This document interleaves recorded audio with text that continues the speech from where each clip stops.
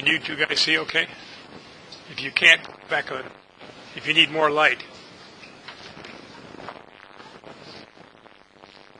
Okay, the subject today is one of the most shocking accidents in the history of aviation. At the time, they were the two biggest aircraft ever built, and although the KLM from Amsterdam wasn't fully loaded, the Pan Am was, and it was a real disaster. But first of all, let's talk about where it was, in the Canary Islands. By the way, let me give you a little clue. I'm going to be giving flight numbers. KLM flight 4805, don't write it down. It's not important. I don't care what the flight number is. What's important about this accident is why it happened, where it happened, what were some of the basic causes of it, and what were some of the factors involved.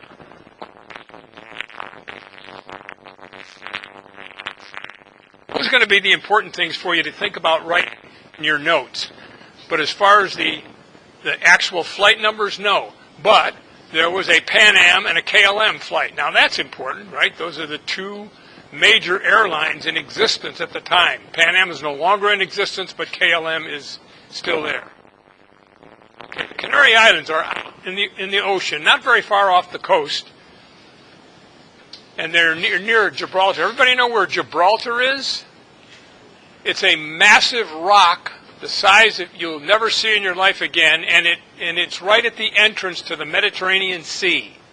From the Atlantic Ocean to the Mediterranean Sea, it's a narrow gap that during World War II the British held Gibraltar, and they could keep the alien ships from either going into the Mediterranean or getting outside of the Mediterranean. Of course, all except for submarines, but I think they had some nets there anyway. Okay, so it's from the area of the USA. The Canary Islands are sitting over here, and I'll give you a little close-up. This is a bad thing, but you can see South America, United States.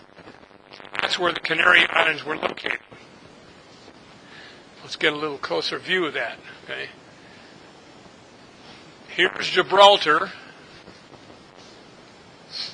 and you can see the narrow gap getting into the Mediterranean Sea.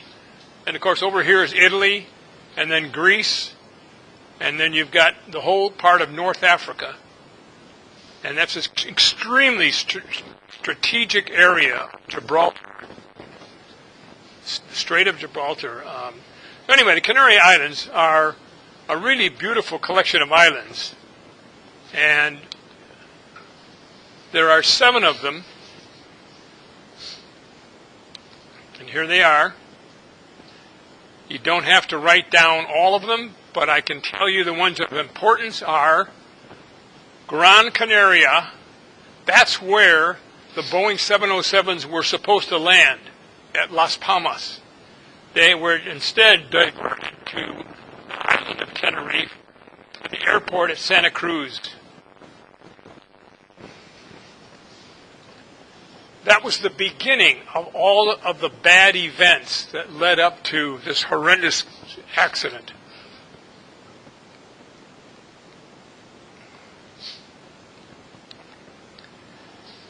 These islands spread out are several hundred miles east to west. That's not a critical element, but it gives you an idea how widespread the islands were.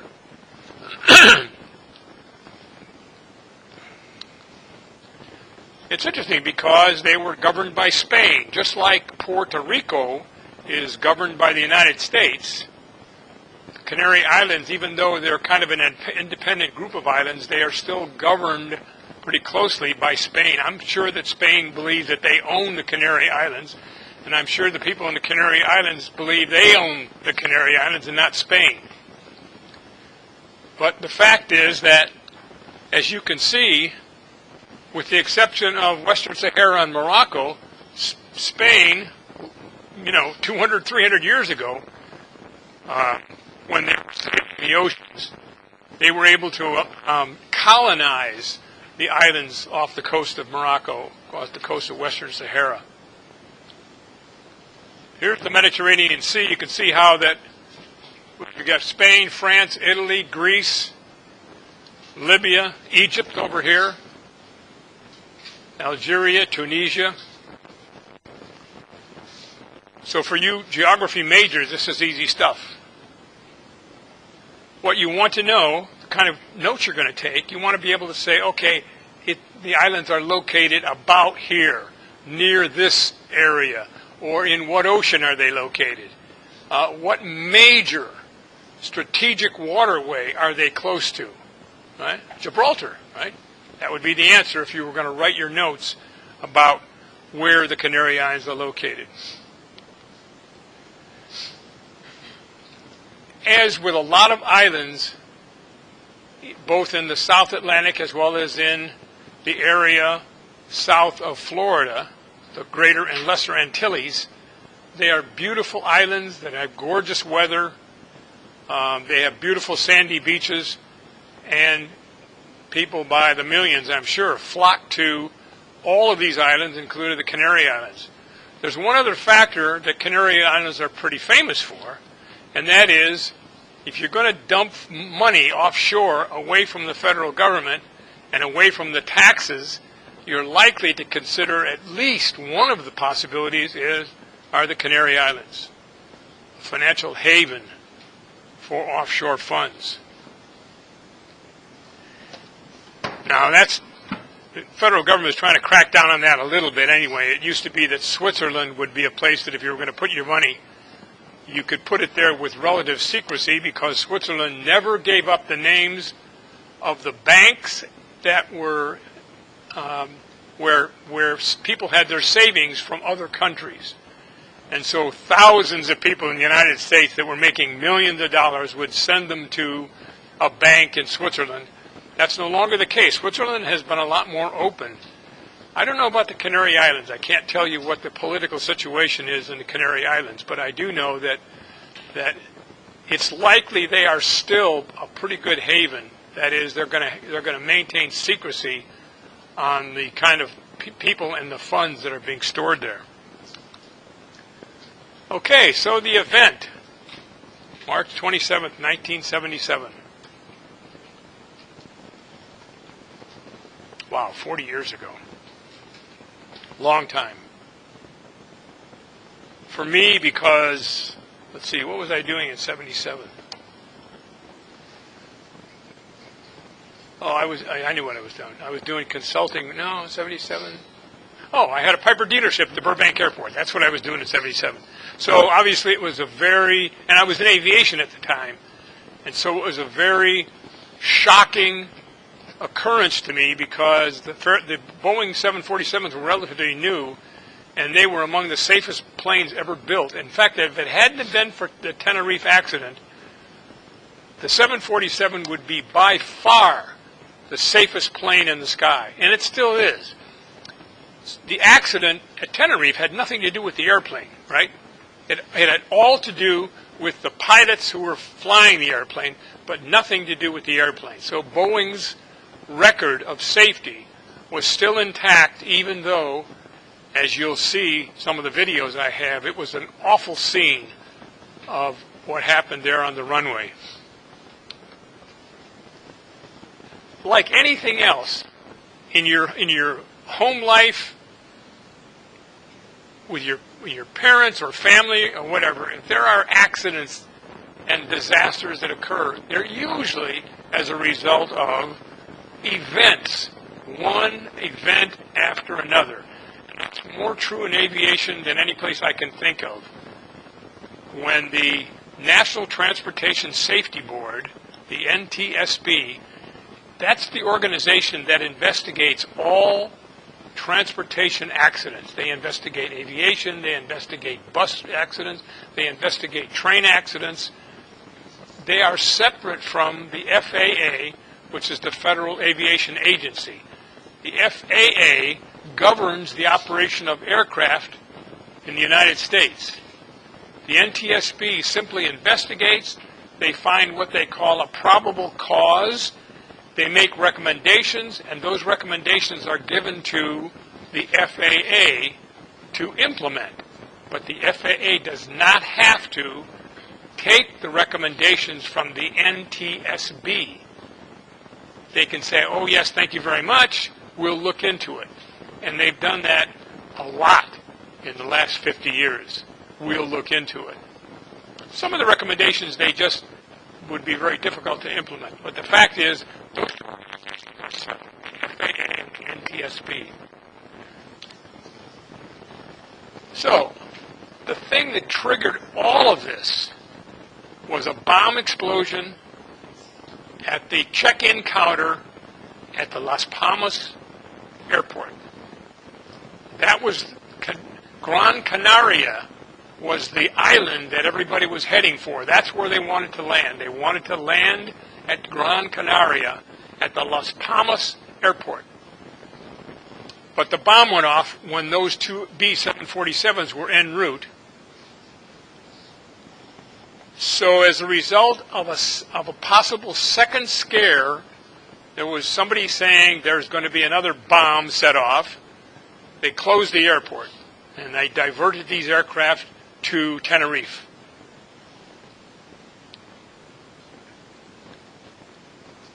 So again, we've got two incidents. One incident, the first bomb that goes off, and that went off in the check-in counter area.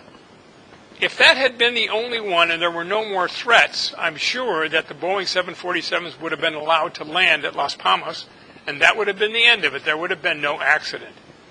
But here's another event in the combination. You'll see pictures in the videos that I'm going to show. You'll see pictures of the Tenerife airport and the size of the airport. It has only one runway, and it has a small area to park aircraft. They were nowhere near able to accommodate the number of medium and large aircraft that landed there. Another event, right? Another event being diverted to a tiny airport with limited facilities. So we have two Boeing 747s coming in. And they're both in the air at the same time, and they're both scheduled to land within 30 minutes of one another. That's another event, by the way. I mean, what is the coincidence of two Boeing 747s coming into the same island at the same time, landing within 30 minutes of one another? What that means is if there had been a bigger spread, if one had been, let's say, 2 hours after the other, there probably would have never been an accident. Even though they were diverted to Tenerife, if they had at least an hour or two between their arrivals, the problem that occurred is probably not going to have happened. So here's another event in the sequence of negative events that led to the disaster. Pan Am took on passengers Los Angeles, flew to New York, took on more passengers, and then headed to the Canary Islands. KLM flight from Amsterdam had no stops in between. They originated in Amsterdam, and their destination was Gran Canaria at the Las Palmas airport.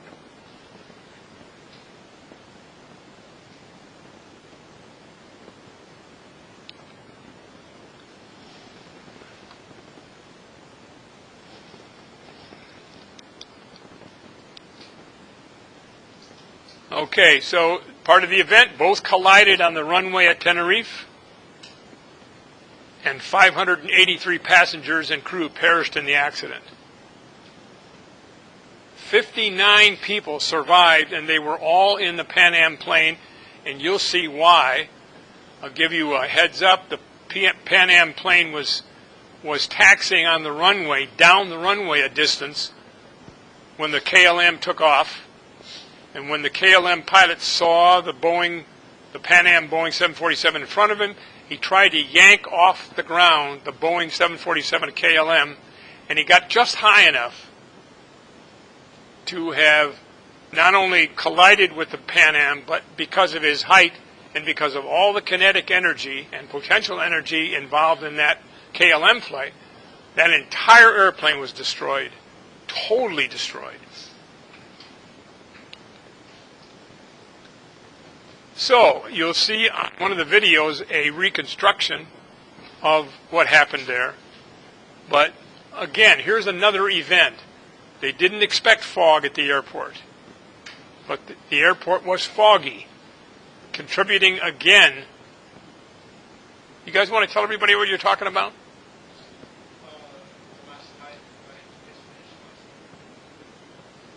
Didn't finish what? Are you paying attention? Are you talking about you didn't finish this? Okay, why don't you compare your notes later on after I'm done talking? That would be better, wouldn't it? Okay, so here's another bad event. They didn't expect fog and they got fog. And that really helped contribute to the disaster at Tenerife.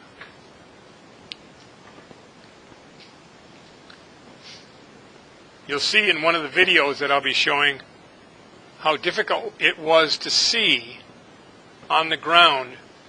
And people in the tower were telling the Pan Am how to taxi down the runway and what exits to take off of the main runway. Part of the problem is that the people in the Pan Am aircraft knew that they could not turn off exit 3 because exit 3 was too complicated for the size of a Boeing 747. They couldn't make the turn. So instead they went on to exit 4, and exit 4 had a real easy way for the 747s to get off. All they had to do was make 2 45-degree turns, and they were off the runway successfully. That's another bad event, where they were directed to turn off on an exit that was almost impossible for a 747. So, here we are. The Pan Am is still taxiing along the same runway, coming at the KLM, and they're trying to find the fourth exit off the runway called the taxiway. They're trying to find the fourth taxiway off the runway.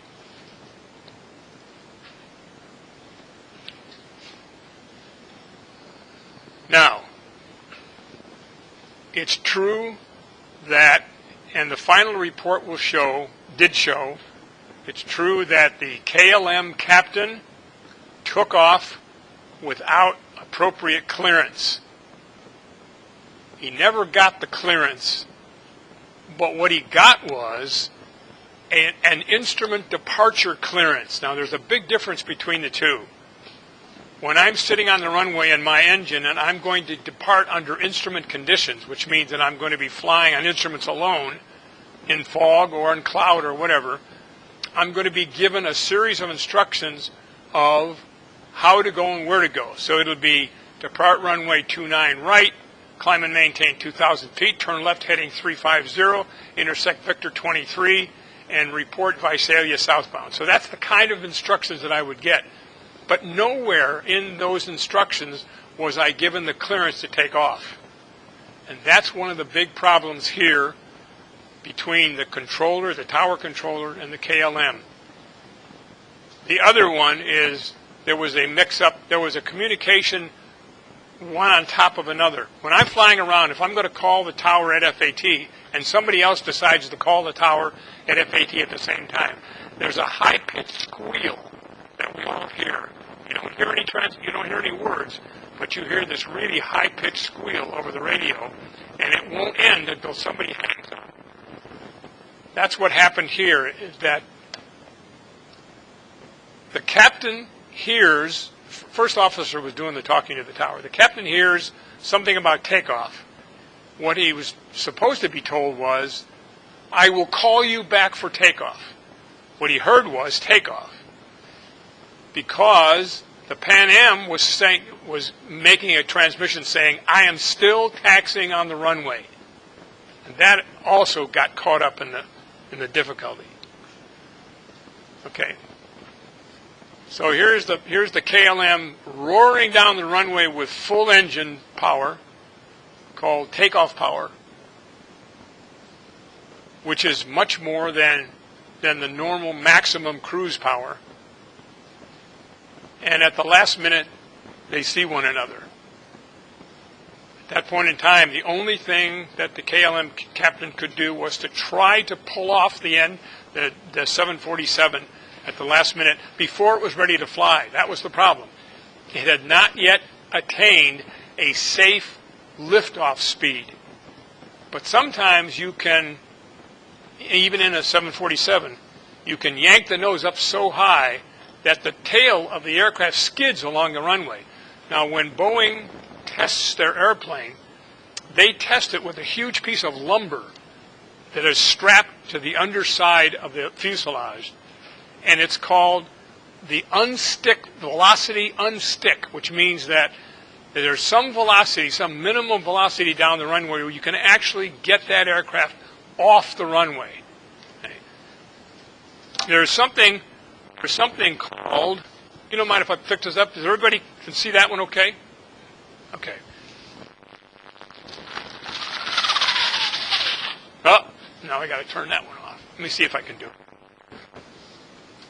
And this is important because they might have, not yet. There we are. Okay.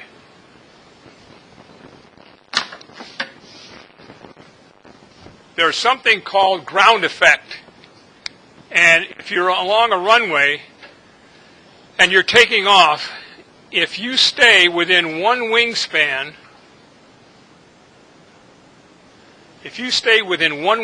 of the runway, you're in an area that helps get rid of drag. Okay. The drag, again, is induced drag, right? Because you're going to lift the nose to take off, and as soon as you do that, you're inducing drag, like the 10th question. Right? So here you are, and we practice this, by the way, in flight training. We practice pulling it off the runway actually below stall speed. So on the airspeed indicator, if the stall speed, let's say, is 55, which it usually is on a light plane, you can actually get it off the ground at 45. Now, if you try to pull up too high, it'll stall and go down. So what you do is you stay in this, usually you try to stay within half a wing length.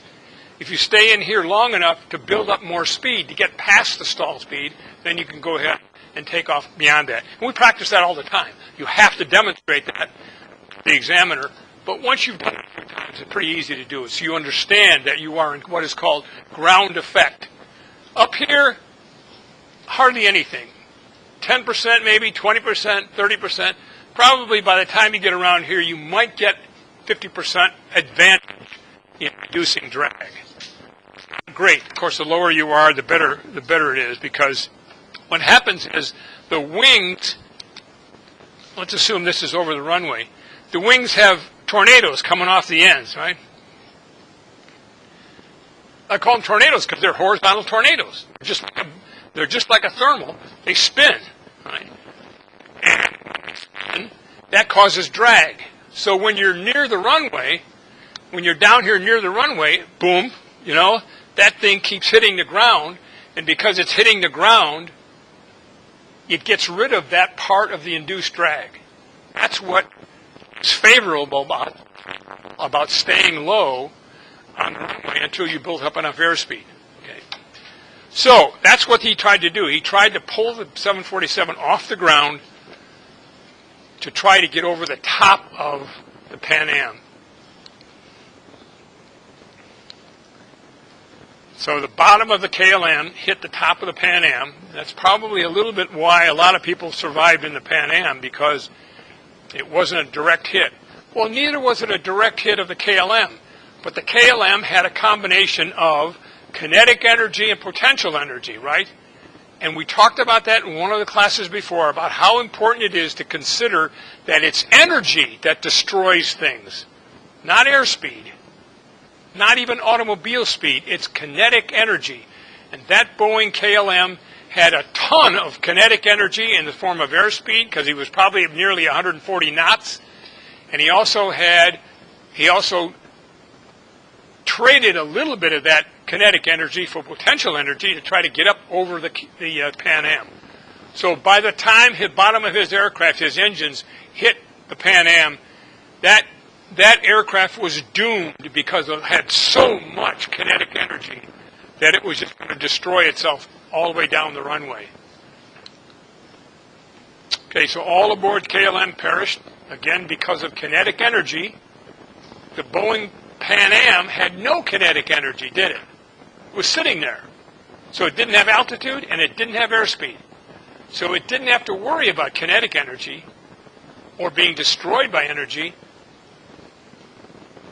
It was simply sitting there, and that's the reason that it survived, because of the lack of carryable energy, where the KLM got destroyed. In case you understand, in case you haven't seen what a 747 looks like, that's a Boeing 747 in the colors of Pan Am. Pan American World Airways used to be the flagship carrier for the United States. They were the first to fly flying boats all around the world.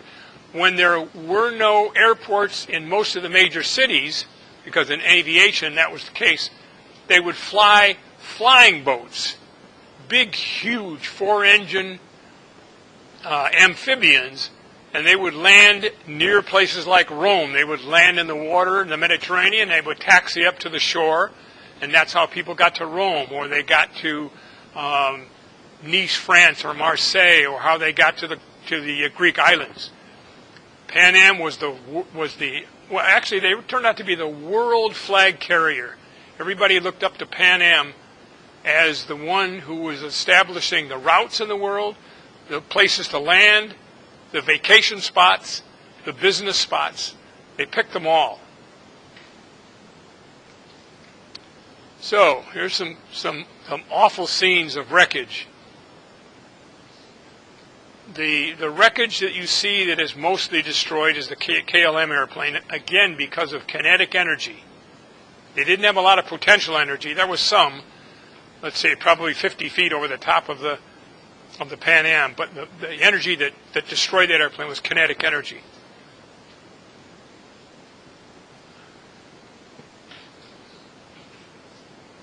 And you can see that's the left wing of one of the airplanes.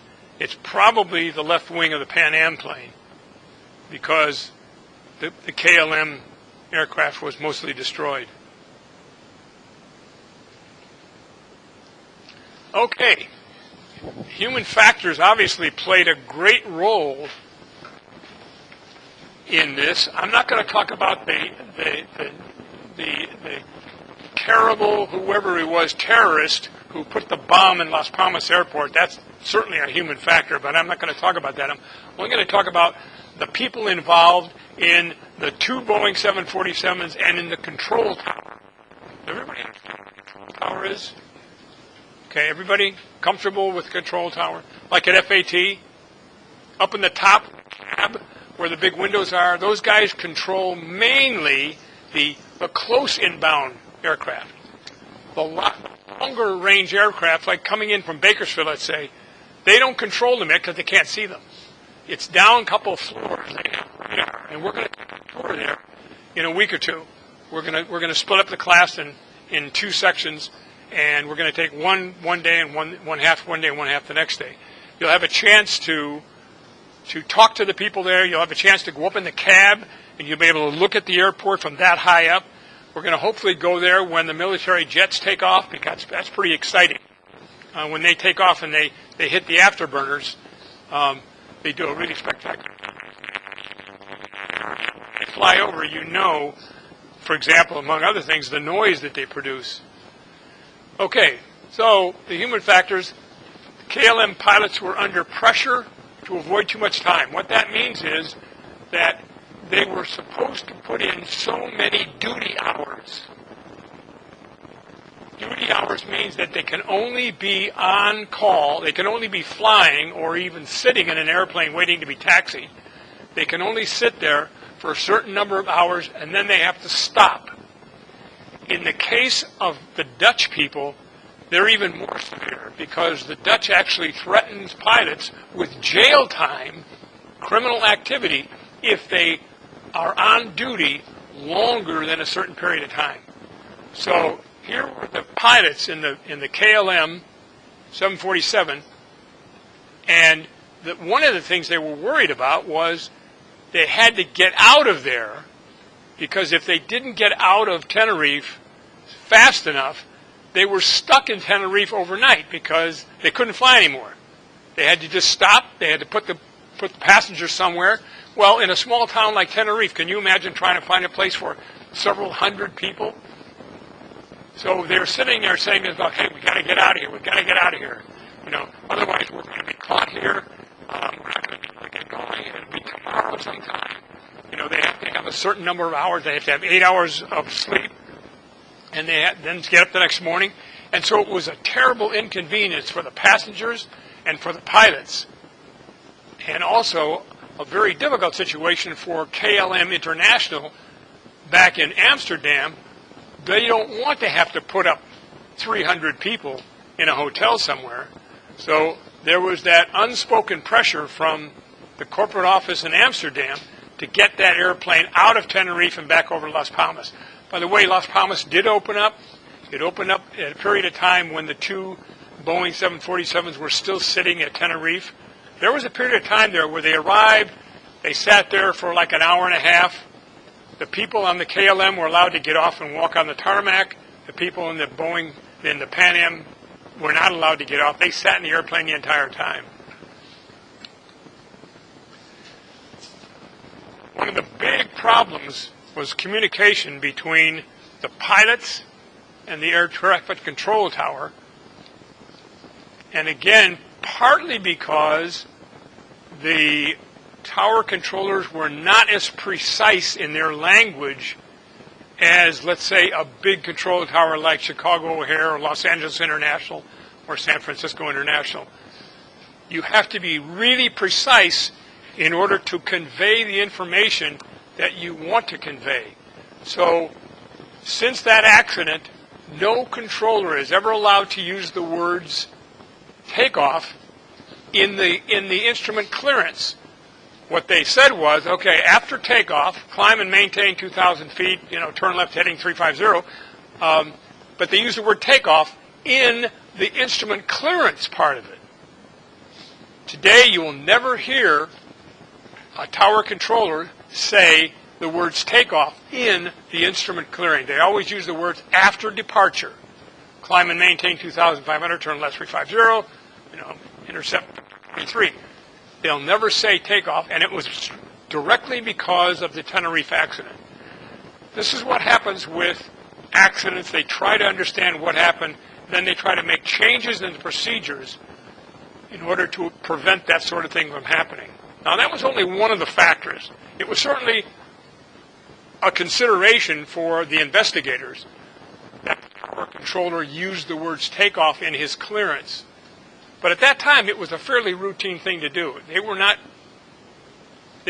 deviating from any known rule of them using the word takeoff in the departure clearance. So, let's go back to number 2, the tower to aircraft, aircraft to tower. Again, it was a combination of the tower is trying to talk to the Pan Am. Pan Am's trying to say we're still taxiing. The tower is trying to say number 3. So he actually says, uno, dos, tres. And then he said, tres again, that you turn off on the third exit. And they couldn't do it because it was a 148-degree turn, which meant it was not only 90 degrees, 90 and 58 degrees more for them to turn, and that was impossible for a Boeing 747. So they chose, Pan Am guys chose the 4th exit. Maybe if they had been able to be given an exit where they could have made the turn, they would have been off the runway before the KLM took off, even with the KLM taking off without clearance. So the wording, part of the wording misinformed the pilots, right? The wording of takeoff, and then the captain thinks the takeoff. You're going to get a really good idea from these 2 videos that I'm going to show you. They're very, very good videos because part of it's animation and part of it's pictures of really what happened. Okay, the KLM pilot was the number 1 senior guy in the whole organization. He was so senior and so top-notch that they featured him in advertisements for KLM to advertise their their long flights in this brand new, beautiful 747. The problem was that because he was a senior captain and an instructor back in the Netherlands, he hadn't flown in a number of months. And whenever you're out of an aircraft for a number of months, you really do lose the edge. You know, when I'm giving biennial flight reviews to pilots, I've flown for a year, I sit there in that right seat and I think to myself, boy, I'm telling you, this guy really needs a brush up, because they start forgetting things, they overlook things on a checklist, they just don't have the procedures. When I put them through the routine of doing stalls and turns and things like that, they're really rusty. Rusty to the point where you almost say to yourself, this guy needs more flight instruction before he's allowed to go back up by himself or carry passengers. Okay, so he was a senior flight instructor, and that one of the things that in the simulation room, when you are flying a simulator, the captain, he was the guy that said, okay, go ahead and you're cleared for takeoff. So he actually said the words because there was no audio recording of a simulated tower telling the people in that room that they were cleared for takeoff. I hope you guys are making notes, right? Because this will be a test tomorrow. The other thing is, the second officer was reluctant to question it, even though as he started to advance the throttles, the second officer said, I don't think we have clearance to take off. Or he said something like, do we have clearance to take off? Which means that he didn't think they had clearance to take off. And the captain threw a yes or a yep after him. That's all he said. Now, that's another thing that has come out of that accident and other accidents. There was an Avianca coming in from South America, landing at New York JFK Airport.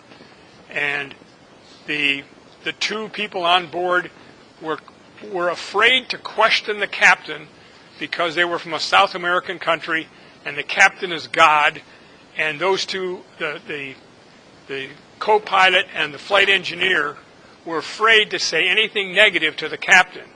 And that was a culture thing, and that's the reason the Avianca crashed and killed everybody, because they were afraid to say something to him, and they ran out of fuel, and they landed without fuel and killed everybody on board.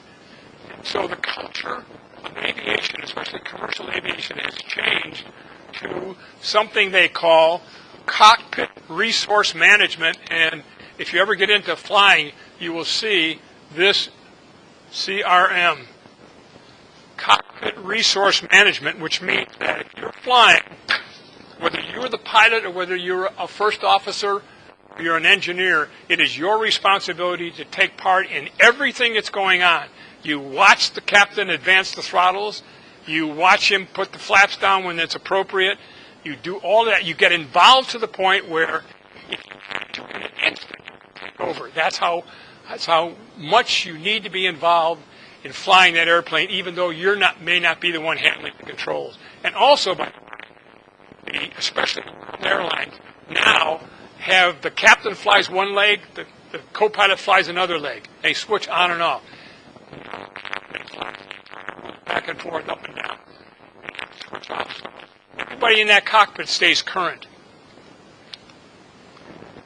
Again, we talked about this a little bit. The layout of the airport was so tight and so restrictive and such a small airport that the Boeing 747s had a terrible time maneuvering. Even going down the end of the runway, the KLM aircraft was taxiing down the end of the runway, and when it came down to the takeoff point, he had to make a 180-degree turn, and even that was difficult for him to achieve because of the narrowness of the runway and the lack of big open spaces where the Boeing 747 could taxi. One of the concerns, of course, is that the weight on the wheels of a 747, if you're not on a really thick concrete pad, you can break concrete or you can sink into asphalt. So there has to be enough substance in the ground or in the area that you're taxiing on that you're not going to wind up having those wheels sink in or break the concrete. That was one of the problems with, well, that's one of the problems with many of the airports in the world they can't handle the biggest aircraft. Another factor is that the tower personnel just simply were not familiar with that kind of traffic. I don't think they'd ever seen a 747. I don't think a 747 had ever been in there before. They didn't know how to handle it, and so they were trying to handle the 747s like they would a twin engine airplane. So, all these events, all of these things, had any one of them in the chain of events not been there, it's likely that that accident never would have happened. And so you can get on the internet and you can go to the NTSB and you can see a report on any aircraft accident anywhere at all. I had a good friend who was flying a biplane called a Beechcraft Staggerwing, and he was coming back from Kansas City, and he crashed in New Mexico for no reason. We think maybe he had a heart attack. So the radar trace of him coming down from 12,000 feet, it was a smooth descent all the way down until he died. And so we think that it's probably as a result of something in his system medically. Either he passed out, he was overweight, he smoked a lot, he was at 12,000 feet. So that combination might have made him pass out and never recovered to the point where the aircraft crashed. That NTSB report's not available yet because he only did this 2 months ago. There was another glider crash where the guy died in the glider. And again, that was within a week of this crash that happened. It finally happened in New Mexico. He was on his way from Kansas City. So those two reports are still in the works. The NTSB is still doing all of their analysis. Okay, so look at these two videos. What I want you to take from this lecture, I want you to think about in your notes, if you were the NTSB, how would you begin to identify these little events that happen? If you could put the events together, where would you start? Well, I'd start with the bomb, and then I would say, well, if there had been a warning about a second bomb, they would have been allowed to get into Las Palmas. Right? And then another one, 747s coming into the Canary Islands at almost the same time from different routes. And then you've got the human factors involved in communication with the tower. You've got the tower controllers themselves. You've got the captain in the KLM who was anxious to go home and get away from there so he didn't have to stay there overnight. All of these factors are influencing the accident. And that may be true, for example, of things that you might have experienced in your own life, where something happened maybe to your family or you, and if you look back, you could see that there were a certain sequence of events, like my brother never should have gone out that night. He was too tired. It was dark at night. He was on a narrow highway. He should never have gone to that distant city. On his way back, he fell asleep and went off the highway and hit a tree. Those kinds of things that start adding up to an event. And if any kind of an accident, you can almost go back and you can look at those kinds of things. So let me go ahead and we'll start with, this first one is 2 minutes long, and it has video that the second one doesn't have, but the second one has a longer, better explanation of what happened.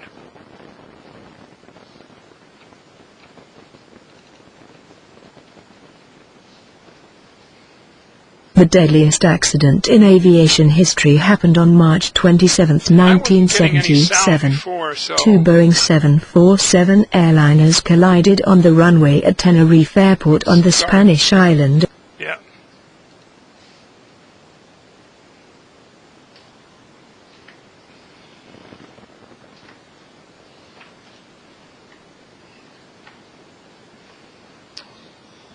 Nope. I'll get it. Be patient.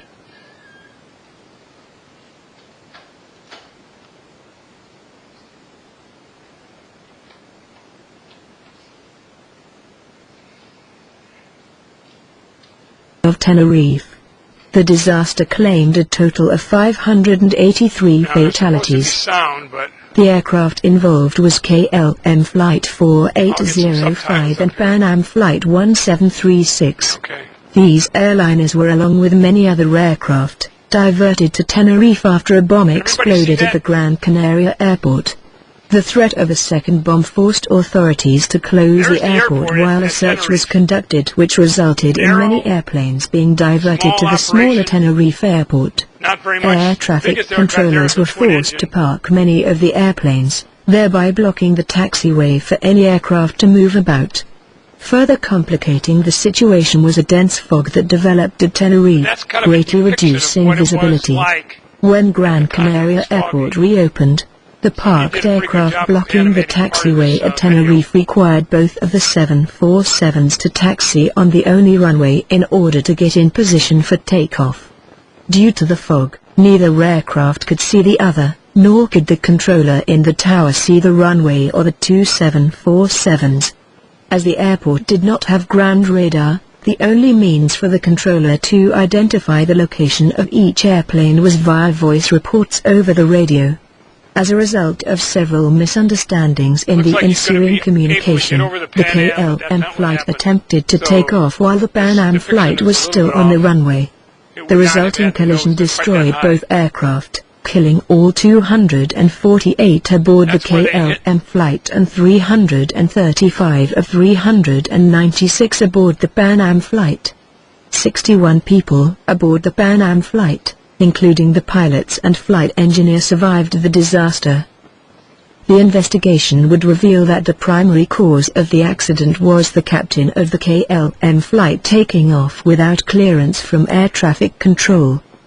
The investigation would, however, specify that the captain did not intentionally take off without clearance, rather he fully believed he had clearance to take off due to misunderstandings between his flight crew and air traffic control. Ultimately, KLM would admit their crew was responsible for the accident and the airline compensated the victims.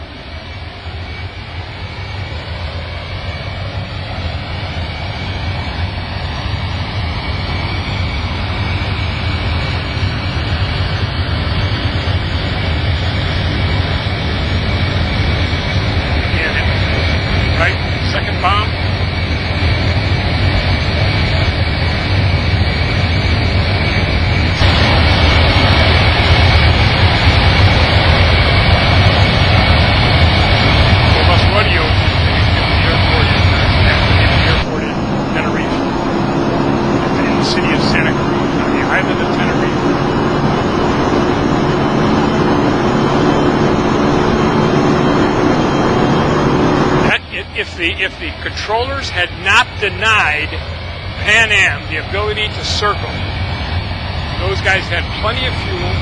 They could have circled because the airport was reopened in about an hour and a half or so. They had plenty of fuel to circle because they could refuel when they were on the ground, right? They didn't need what we call an extra amount of fuel regulation. They need to be able to fly 45 minutes to an alternate airport if your main destination airport is logged in or whatever it may be. They had plenty of fuel. So it's that if they had been given permission to land, to circle from Los Palmas, again, it's one of those events that never broke the chain of events.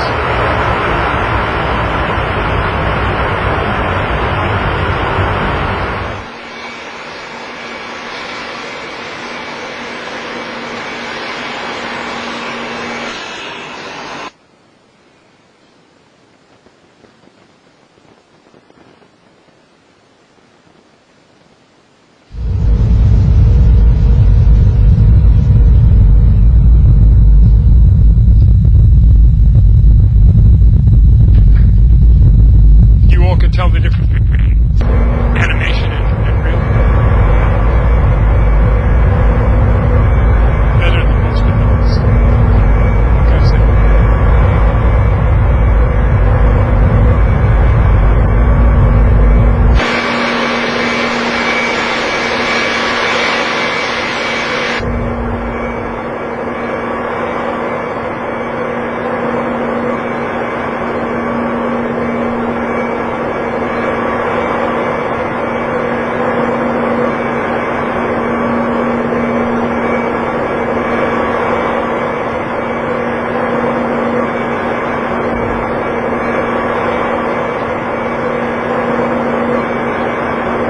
Likely to have happened.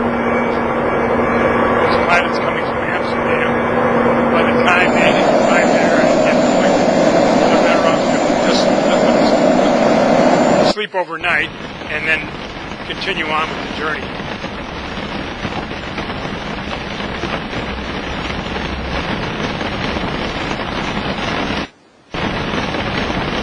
And if they decided not to refuel, that's another event. And if they had decided not to refuel, then the sequence of events would have been broken at that chain.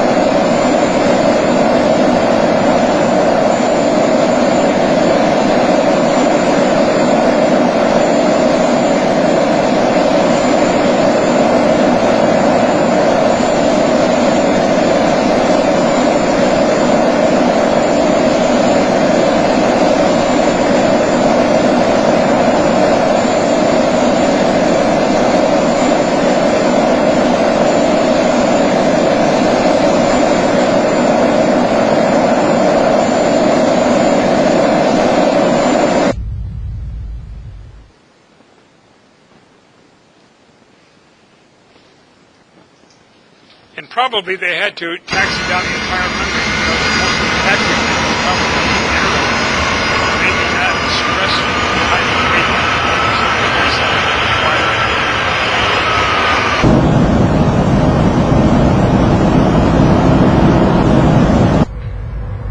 And this was only a couple of years after the 747 was introduced, so there were a lot of people, a lot of pilots who were kind of unfamiliar with being able to maneuver a 747 around any airport.